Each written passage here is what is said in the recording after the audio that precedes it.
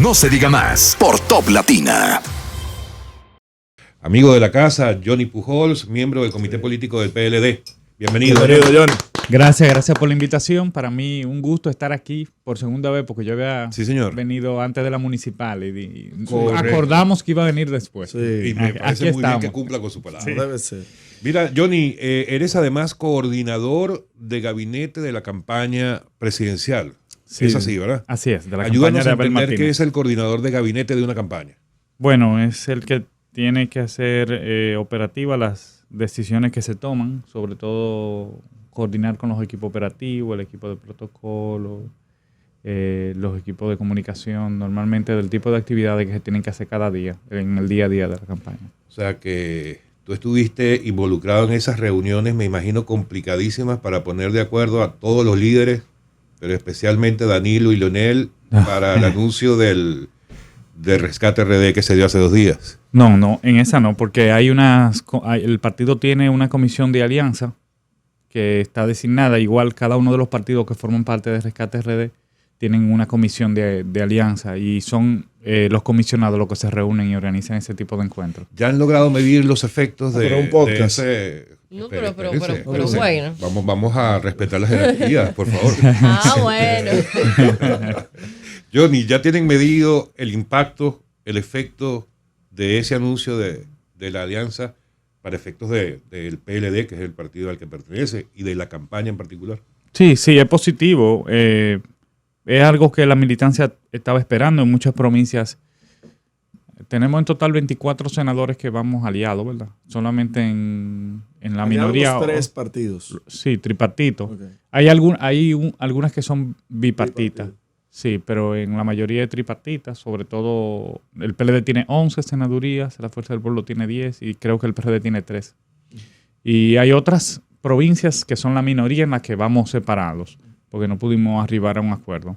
Sin embargo, en muchas de esas provincias también que vamos separados tenemos un candidato sólido, como el caso de Dajabón, con Sonia Mateo, que está muy bien posicionada. Pero Sonia tiene toda la vida ahí. Sí, eso es parte de la cultura política dominicana. Repetir. El caudillismo local se da muy frecuentemente. Mira los Aristis en la Altagracia. Pero a pesar de eso, yo creo que tiene muchísimas condiciones. Una mujer, fue legisladora, lo hizo muy bien en su provincia, igual que el caso de Cristina Lizardo. Sí. Uno puede decir, bueno, Cristina tiene una carrera muy dilatada, fue regidora, diputada, varias veces senadora, presidenta del Senado, pero también tiene un liderazgo en la provincia de Santo Domingo. De hecho, está mucho mejor posicionada que el senador actual, que es prácticamente un desconocido en la provincia, a pesar de que es el senador en ejercicio. Sí. Mira, el caso... pero venga. Yo voy a tomar café. ¿Qué le pasó al candidato Abel Martínez en el acto cuando entonaban las notas del himno nacional? ¿Sabes que hizo un gesto que se viralizó porque todos estaban rindiendo honor a nuestro himno? ¿Qué pasó ahí? No, él estaba, recuérdese que cuando se canta el himno la posición es firme, o sea, no necesariamente hay que llevarse la mano al pecho, aunque se usa con frecuencia. Normalmente uno lo que hace es cruzar las manos, tomarse las manos. Eso fue lo que hizo. Pero no, la gente le ha buscado mucho significado a eso. Yo he visto muchísimo significado con eso. Vi una publicación por ahí, sí. Sí es cierto que él era el hombre más feliz de ese encuentro. Sí, claro que sí.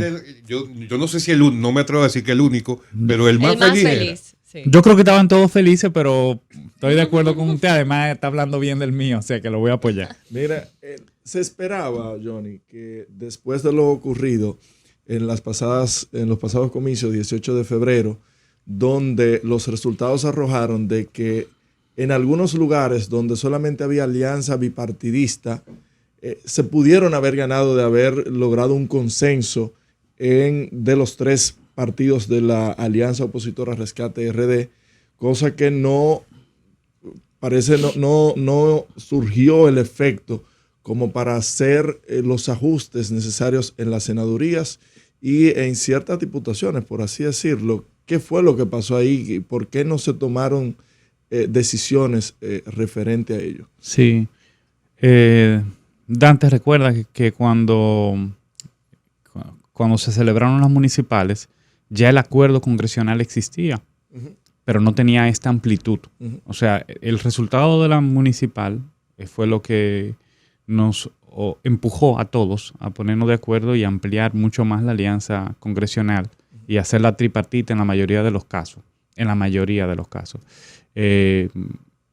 Claro, cuando usted revisa las municipales, en efecto, hay muchos lugares donde se perdieron por 4 votos, por 5 votos, por 11 votos, sea o no sea aliado. Hay lugares que estábamos aliados los 3 partidos y aún así se perdió por 4 o 5 votos. Boca Chica, por ejemplo, que Boca Chica Correcto. claramente se ve de Claro, que hubo una que fragmentación entre los si dos hubiéramos partidos estado de aliados, oposición, que de haber estado aliados ganan con un margen por lo menos de 15 puntos. Sí, con el 60% por lo menos. Pero eso es un aprendizaje.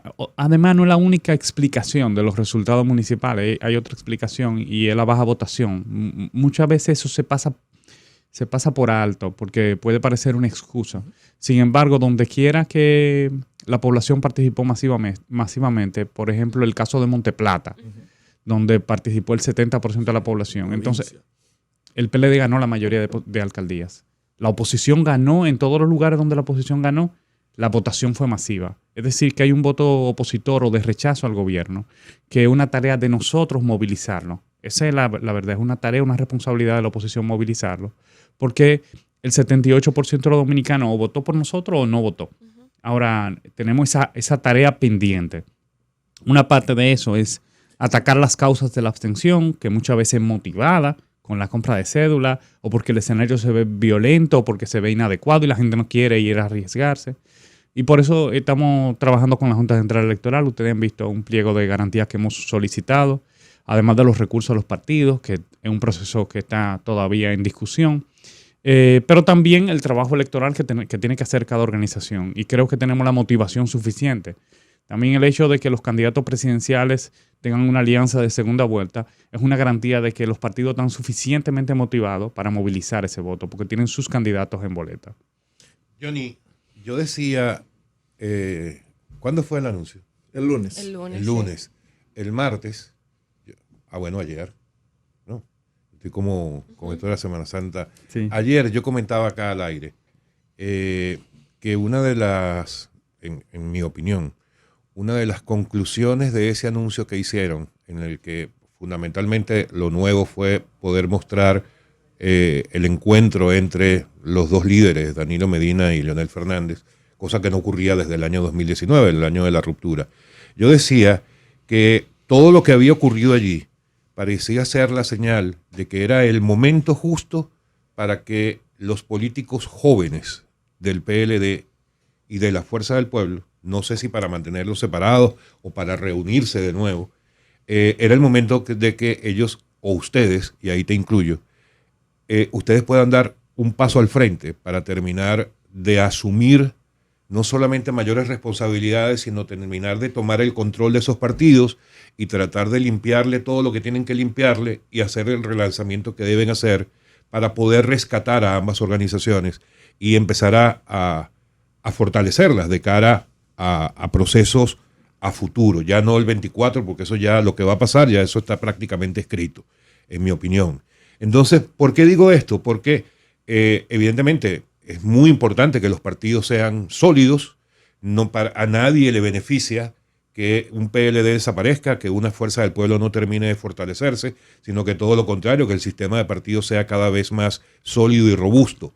Pero ¿me permite? No, dale, porque que Johnny está esperando. Pero no. Lo importante, Johnny, es la importancia de el relevo generacional. O sea, no es el momento, y cómo lo ves tú, no es el momento de que ustedes finalmente digan a los señores del pasado, manténganse ustedes ahí como nuestros asesores, gracias por su experiencia, y nosotros vamos a tomar las riendas.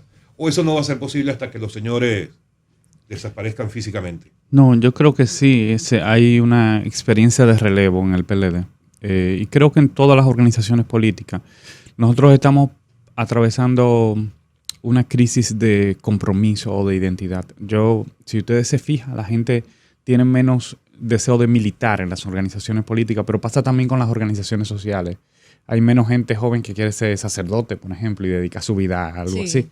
Es decir, todo lo que implique ese nivel de compromiso, de vinculación, a largo plazo, pues la gente naturalmente lo rechaza.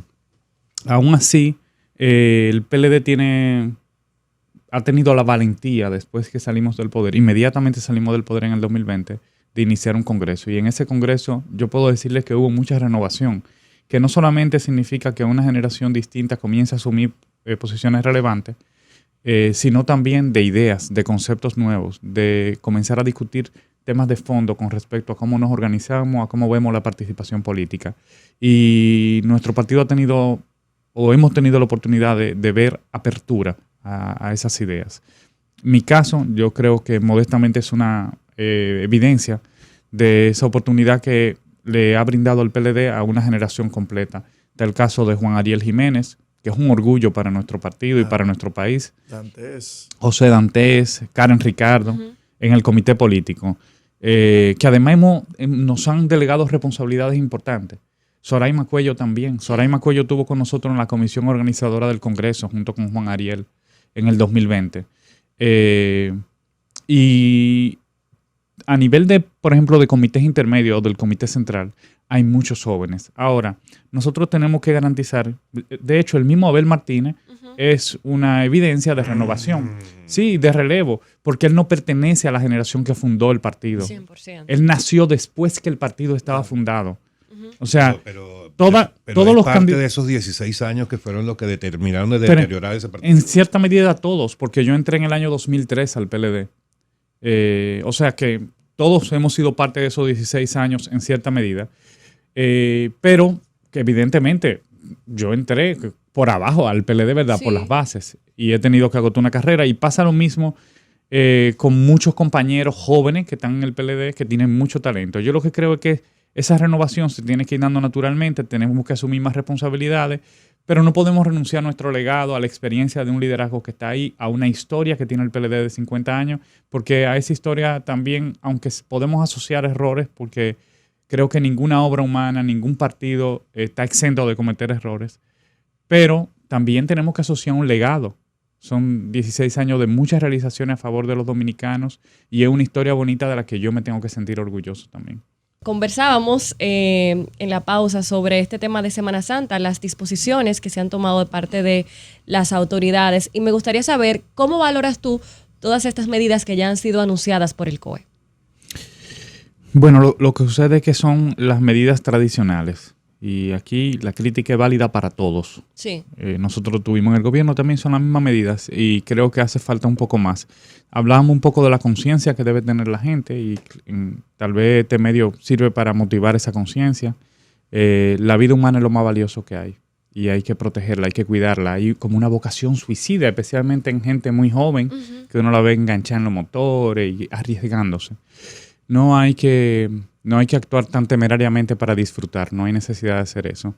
Pero también creo que nosotros como sociedad tenemos que reflexionar sobre la necesidad de que hayan consecuencias más graves cuando la gente viola la norma, cuando se pone en peligro, cuando pone en peligro a los otros también. ¿Hay tregua política estos días? Por lo menos de jueves a domingo.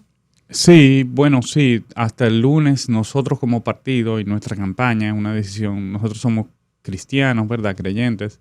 Es una decisión de nuestro candidato también que no hacemos actividad proselitista para que la gente pues pueda pasar este feriado. Lo ideal es que pueda reflexionar, ¿verdad? Sí. Que pueda reflexionar, pero también que lo pueda disfrutar. El tema de la elección de la candidata vicepresidencial por Abel Martínez, Soraima Cuello, ¿cuáles han sido las proyecciones que han hecho con la señora Soraya y cuáles han sido las expectativas que ha levantado en la población? Bueno, Soraima es una técnico de nuestro partido, una técnica que ha estado asociada a importantes políticas públicas. El 911, por ejemplo, que es una de las que más se resalta, pero también el SISMAP. Muchos de los sistemas de medición con los que pudimos evaluar cada año el desempeño de las instituciones públicas mientras estuvimos en el gobierno fueron desarrollados y ejecutados por Soraima Cuello.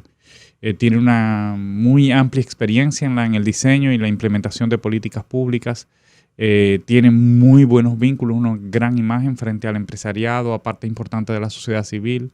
Entonces, en ese sentido, complementa a nuestro candidato, que es una persona con experiencia y trayectoria política dilatada de 20 años, pero su perfil es más político que técnico, entonces nos ayuda a complementar en esa dirección al candidato y ya ha salido a hacer su trabajo, a acercarse a los sectores a los que no nos podemos acercar con la campaña directamente, pues ella sí tiene esa ventana abierta, esa oportunidad de acercar la campaña a ellos. Aquí la vamos a estar esperando.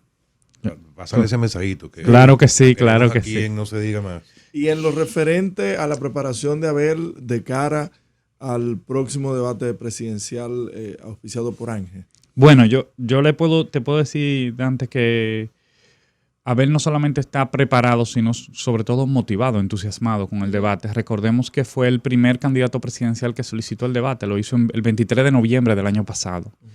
Y lo recuerdo porque él lo había dicho varias veces al interno, debería haber un debate. Y después dijo, pero yo lo voy a anunciar, yo voy a arriesgarme a decirlo, y lo dijo públicamente. Y luego vimos el debate que está organizando Ángel como una oportunidad. Y que el hecho de que el presidente de la República haya aceptado también y el expresidente Leonel Fernández haya aceptado, pues nos alegra muchísimo. Hay que felicitar a Ángel por la iniciativa, que no fueron arriesgados, hicieron esa apuesta, primero con un estudio en el que participamos nosotros como partidos en los resultados de nuestro candidato presidencial. Se le fueron a entregar esos resultados y se le hizo una presentación. Y luego a partir de ese estudio organizó el debate. Claro, nuestro candidato dijo que prefería que se abriera a los demás candidatos. Sí. Uno habla solamente de los candidatos alternativos, como la gente dice, que se refiere a los partidos que no son considerados mayoritarios de acuerdo al criterio de la ley. Sin embargo, incluso partidos mayoritarios como el PRD están excluidos del debate, porque el PRD es un partido mayoritario de acuerdo a los criterios de ley. Entonces nos parece injusto realmente, pero nosotros, lo que se puede decir es que es poco inclusivo en ese sentido. Pero lo incluyeron de los dos al pobre. Pero igual es un avance en nuestra democracia, es algo que apoyamos y que valoramos. También está el ciclo de encuentros con la AmCham, perdón. Sí. El primero es lo hizo el doctor Leonel Fernández, y ahora el 4 de este mes tenemos nuestro candidato presidencial, Abel Martínez, el próximo jueves, creo que es. Sí, jueves. Sí, y el 19 la IRD, o sea que este es un mes interesante para escuchar la propuesta de los candidatos presidenciales. Nosotros esperamos que los dominicanos le den seguimiento, porque nosotros tenemos muchas cosas que decir, tenemos muchas propuestas que hacer. Nuestro candidato ya había comenzado una serie de encuentros con la prensa en diciembre y enero de este año, y luego vinieron las municipales y no pudimos seguir, donde íbamos exponiendo los ejes del programa de gobierno. Pero ya con estos encuentros y con el debate, que esperemos que las reglas del debate permitan realmente debatir, pues iremos viendo lo que propone y el contenido que tiene cada partido y cada candidato. Johnny, ¿eres de los que te anotas en esa idea de que los debates deberían ser obligatorios por ley? Sí, yo creo que sí, que deberían ser obligatorios. Pero yo soy un poco radical, yo creo que el voto también.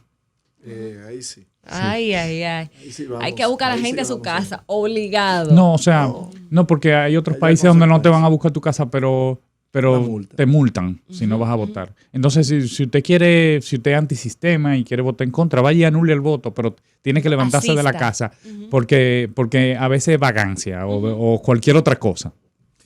Vuelve el tema de la conciencia. Sí, si correcto. todos tuvieran la conciencia de lo importante que es el voto de cada uno, y sobre todo tener ese derecho que no lo tienen en todos los países, a lo mejor lo podríamos entender mejor. Y valorar más. Exactamente. Pero por lo pronto lo que queda es la motivación.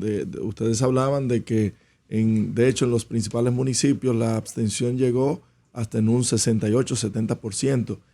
Desde el 18 de febrero en la noche hasta ahora, ¿qué ha hecho el Partido de la Liberación Dominicana para motivar a su militancia a que acuda a votar? Y si pudieron diagnosticar, más allá de la denuncia que hizo Iván Lorenzo de la compra de 600,000 cédulas, que no sé cómo la contó, pero más allá de eso, ¿qué ha hecho el PLD?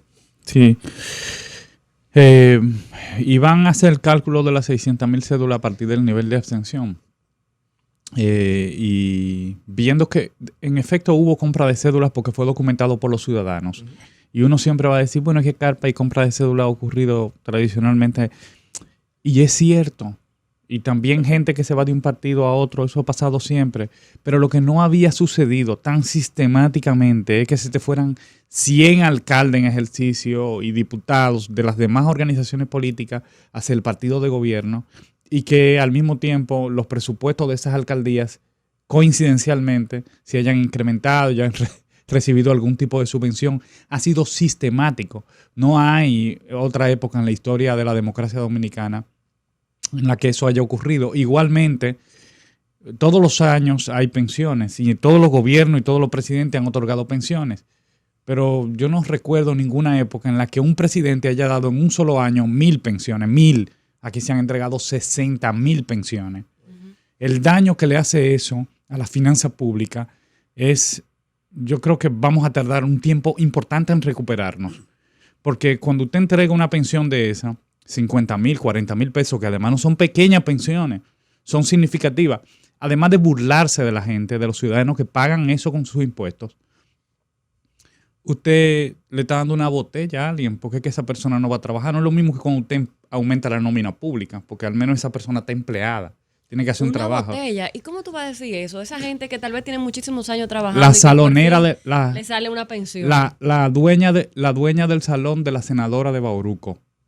El chofer de la senadora de Bauruco. La doméstica de la... O sea, yo creo que eso es una desconsideración a los dominicanos, a mucha gente que sí se merece una pensión solidaria del Estado. Pero hay unos criterios para eso. Claro que nosotros no podemos estar en contra de esas pensiones porque eso está establecido en la norma. Claro, son derechos. Pero 60,000 en un año electoral, eso es una barbaridad que yo creo que debe ser criticada. Y el presidente se le fue la mano hace mucho tiempo con ese tema de las pensiones. Y nosotros, y esto es una crítica que me hago como parte de la oposición, hemos sido en cierta medida dulces haciendo oposición. Entonces, eso no puede ser, eso hay que decirle que no. Y luego viene todo el tema, le digo, no son cosas que no hayan ocurrido, es la forma como están ocurriendo, lo masivo que ha sido eso. Carpa, sí, claro que sí, cualquier candidato a diputado o alcalde se le ocurrió poner una carpa al frente de un recinto, de cualquier partido. Pero que en los 17,000 recintos haya una carpa con hielo, con una mesa, que tiene un costo, que usted ve la estructura de esa carpa, que no es algo improvisado. No, eso no había ocurrido. Eso cuesta 400, 500 millones de pesos. Eso no es verdad que lo tiene cualquier gente. Johnny, ¿cuál crees tú que, y voy a volver al tema del debate, de la alianza, el anuncio de la alianza del día lunes, porque en mi impresión se tardaron mucho para hacer eso. O sea, yo creo que hubiera sido mucho más efectivo para efectos de ambos partidos, de los seguidores de ambos partidos.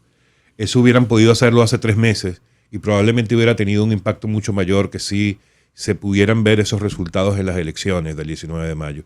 ¿Tú crees que haberlo hecho esta semana generará algún tipo de motivación al voto que pueda variar o pueda variar lo que muestran todas las encuestas al día de hoy? En 50 días se cambia el mundo. Y hay 50 días de aquí a las elecciones. O sea, tú eres un hombre de mucha fe, menos mal que estamos en Semana Santa. Nosotros teníamos ganadas las elecciones del año 2020 y se suspendieron unas elecciones municipales, porque nosotros tenemos los estudios. Se suspendieron unas elecciones municipales en febrero y el partido que hoy gobierna inició una campaña en la que pretendía adjudicarle esa suspensión al PLD y fue suficiente para que nosotros perdiéramos las elecciones municipales por muy poquito, porque además el poder tiene ventaja en las competencias municipales. Pero ya a partir de eso nos fue muy difícil recuperar. No se sabe a qué se debió esa suspensión. Ni se va a saber, porque ya yo he perdido la fe con eso. Ojalá que un día alguien se motive a hacer una investigación profunda acerca de lo que pasó, porque para la memoria histórica de nuestro país necesitamos saber qué pasó. Nosotros como partido pagamos un precio muy, muy alto por esa suspensión. Pero ¿ustedes tienen algún diagnóstico de qué pudo haber pasado efectivamente? Yo no me atrevo a decir qué pasó para que fallaran las elecciones en 18 municipios que tenían las máquinas. Pero sí puedo decir con propiedad que en 140 municipios que no tenían la máquina, el presidente de la República, Luis Abinader, llamó al presidente de la Junta Central Electoral y lo amenazó con no participar en las elecciones de mayo si no se suspendían las elecciones manuales en 140 municipios que ellos habían perdido. Lo amenazó. Sí, lo amenazó. Le dijo que... Declaración temeraria esa. Sí, no, o sea, le dijo que no iba a participar en la... Pero es que eso hubiera creado una crisis en República Dominicana. Y claro, todos cedimos, incluyendo el presidente Sí, Danilo iba a decir, Medina, que accedió a que se suspendieran las elecciones porque él era el que gobernaba y el presidente cuando gobierna tiene la responsabilidad de garantizar ese clima de gobernabilidad.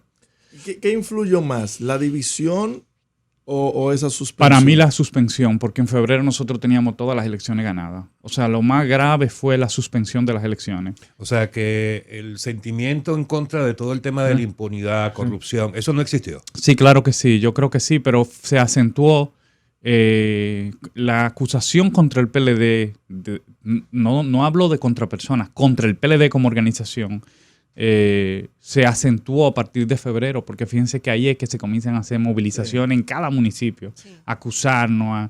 Fue una campaña de mucho odio. Los cacerolazos. Sí, de mucho odio. Y fue a partir de esa suspensión. Yo creo que eso fue como un catalizador, para decirlo. No significa que no haya habido manifestaciones antes, tuvo la Marcha Verde y todo eso, claro que sí, pero eso fue un catalizador, sin duda. A propósito, las encuestas, las recientes encuestas, por ejemplo, la Gallup, RCC Media, sondeos y todas las encuestas por ahí, dan a la oposición muy por debajo del oficialismo.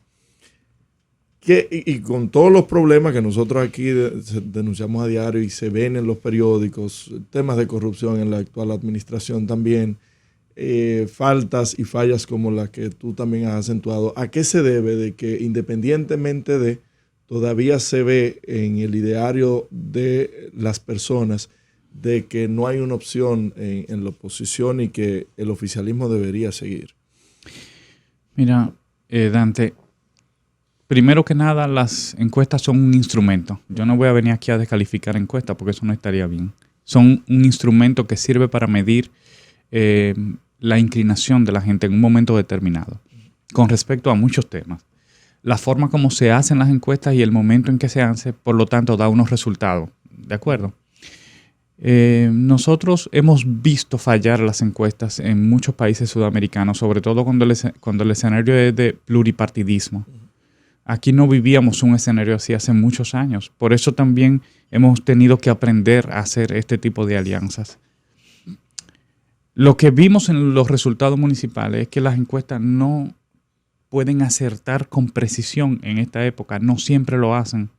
Tienen que tener demasiado rigor para lograrlo. Lo hemos visto también en Sudamérica, en elecciones presidenciales, o recientemente en Portugal, donde el Partido Socialista estaba prácticamente en último lugar, pero salió empate con el primer lugar. En Brasil, que Bolsonaro estaba lejísimo de Lula, pero fue cerrado. Ecuador. O sea, y aquí nosotros vimos que para las elecciones municipales, lo que se le asignaba al PLD en intención de voto era un tercer lugar, lejos, un 9% de intención de voto para las elecciones municipales. Sacamos un 24%. La oposición se marcaba muy lejos del gobierno, al gobierno se le asignaba un 64% de intención de voto para las municipales, pero sacó un 47%.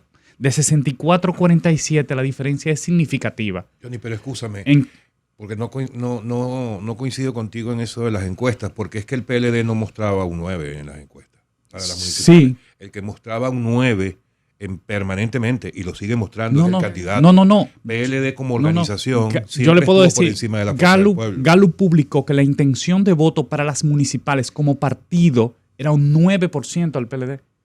Y eso fue unos días antes de las elecciones municipales. O sea, y nosotros de ahí a un 24% la diferencia, y además un 64% al gobierno, y de un 64 a 47 la diferencia es significativa. Los números del resultado municipal indican que aquí nadie tiene asegurada una primera vuelta. El PRM y sus aliados tienen un 47% de la intención de voto. La diferencia entre el gobierno y la oposición fue de menos de 300,000 votos. Y nadie sacó 2,500,000 votos. Y aquí se necesitan 2,8 millones de votos para ganar en primera vuelta. Es una tarea de nosotros como oposición construir esa mayoría. Claro que sí. Pero el gobierno tampoco la tiene sencilla. El Distrito Nacional, Abel acaba de nombrar en la coordinación a Domingo Contreras, para coordinar la campaña en el Distrito Nacional. ¿Está comprometido el PLD a apoyar a capa y espada a Omar Fernández en la candidatura a senador? Sí, claro. Omar Fernández es nuestro candidato a senador. Igual que Cristina Lizardo es la candidata a senadora de la Fuerza del Pueblo. De eso se trata una alianza. Y nosotros tenemos que garantizar que nuestros aliados ganen porque son nuestros candidatos en el territorio. Igual que nuestros candidatos PLDistas son los candidatos de las demás organizaciones. De eso se trata, de derrotar al PRM. Así que tenemos una compactación en ese sentido y un compromiso. En el caso de Omar, que es un joven brillante, destacado, yo creo que para nosotros es un lujo tenerlo en la boleta. O sea, nos sentimos orgullosos. Difícil va a estar cuando ganen. ¿Qué va a pasar ahí? ¿A quién van a responder? ¿Y el compromiso que pudieron No, haber cada uno va a asumido responder a su con la partido. otra organización? No, cuando ganen cada uno va a responder a su partido porque son militantes de un partido y eso funciona así. Lo que es igual una ventaja, nosotros tenemos 11 candidatos a senadores que están siendo apoyados por las demás organizaciones. Cuando ganen serán PLDistas y cuando ganen los de la Fuerza del Pueblo serán de la Fuerza Pueblistas. Eso es lo normal. ¿Cómo están viendo San Juan? Se dice que Félix Bautista podría ser por primera vez desplazado de ese cacicazgo allá. Es muy difícil. El PLD no le fue mal en San Juan como partido en las municipales. Ganó el municipio cabecera, pero además ganó varios municipios y distritos, creo que 8 plazas en total. Es decir, que el PLD tiene mucha fuerza en San Juan. Y Félix Bautista, que es el candidato a la Fuerza del Pueblo, también tiene mucha fuerza en San Juan. Santiago, ¿cómo están viendo Santiago? En Santiago, el van candidato divididos. presidencial perdió Santiago en las municipales. El candidato ¿Cómo presidencial. están viendo ahora la senaduría? El candidato presidencial no era candidato en las municipales, porque eso sería como decir, eso sería como decir que Luis Abinader perdió en algún lugar, no, porque él no estaba candidateándose, no es lo mismo. No es lo mismo si el candidato a alcalde hubiera sido Abel Martínez, los resultados fueran otros. Sin embargo, yo creo que Víctor Fadul, a pesar de la ola, a pesar de las circunstancias, hizo un excelente trabajo. Un trabajo del que nos podemos sentir orgullosos. Su primera aspiración a una posición como esa. Y lo hizo bastante bien en condiciones muy adversas. No, y no perdió él, perdió fue Abel. O sea, no creo que perdiera Abel tampoco. Pero eso lo vamos a ver en las elecciones de mayo. ¿Cómo le va a Abel en Santiago? Pero ahí por ejemplo, debió haber algún acuerdo para llevar una alianza, porque según los números, entre Demóstenes y el candidato del PLD, los números superan al candidato a Daniel Rivera en Santiago. De hecho, la diferencia sería significativa si tuviéramos aliados, sin dudas. Pero tampoco las alianzas se basan en respetar la posición de las demás organizaciones. Sí. Nosotros no podemos obligar a nuestros aliados a suspender o eliminar un candidato. A veces es difícil cocinar este tipo de alianzas. Y recuérdense que en nuestro país no existe esa tradición de pluripartidismo. Sí. Aquí ha habido un bipartidismo fuerte. Antes hubo tripartidismo o multipartidismo antes del 96. Sí. Pero cuando se dan esos escenarios de múltiples partidos, las alianzas son indispensables. Por eso es que nosotros sabemos que si garantizamos, si hacemos el esfuerzo de garantizar una segunda vuelta, la probabilidad de que el presidente de la República gane es nula. Porque no tiene con quién aliarse, ya todos sus aliados están ahí. Nosotros sí tenemos hacia dónde crecer. Sí, bueno, Johnny, suerte. Gracias por estar con nosotros acá. Johnny Pujols, miembro del Comité Político del Partido de la Liberación Dominicana. De aquí al 19 de mayo todavía puedes volver a venir. Claro que sí, tengo ese compromiso. Y traerle a Soraima. Como debe ser. Por Sí. favor. Y hasta Abel. Aquí lo recibimos. Claro que sí. Antes de irnos, una noticia de último minuto. Hace 1 o 2 horas colapsó la verja perimetral de residencial Amapola en el Distrito Nacional. Hasta el momento no hay heridos ni personas desaparecidas, pero fue un hundimiento. Un hundimiento increíble. Eso ocurriendo aquí en pleno distrito. Muy fuerte. Y sin llover, imagínate. Concho. Y que murió otro menor de los que resultaron quemados en el carnaval. Qué pena. Y todavía no hay un estudio al respecto, todavía no hay culpables reales de ello, no hay autoridades que se hayan responsabilizado, nadie ha renunciado. Nadie está siendo señalado. Pues este es el país de las maravillas. Ya. Solo eso. Ok. Amigos, gracias por estar con nosotros. Recuerde, prevención. Asegúrese de que su vehículo esté en buenas condiciones. Cuide a sus familias y pórtese bien. mucha conciencia para que usted regrese sano y salvo a sus casas después de disfrutar estos días de la Semana Santa. También invitarlos a seguir la cobertura de Semana Santa que tendrá Top Latina durante estos días de asueto. Bueno, Así buena es. Semana Santa, señores. Bye bye, pásenla bien. No se diga más por Top Latina.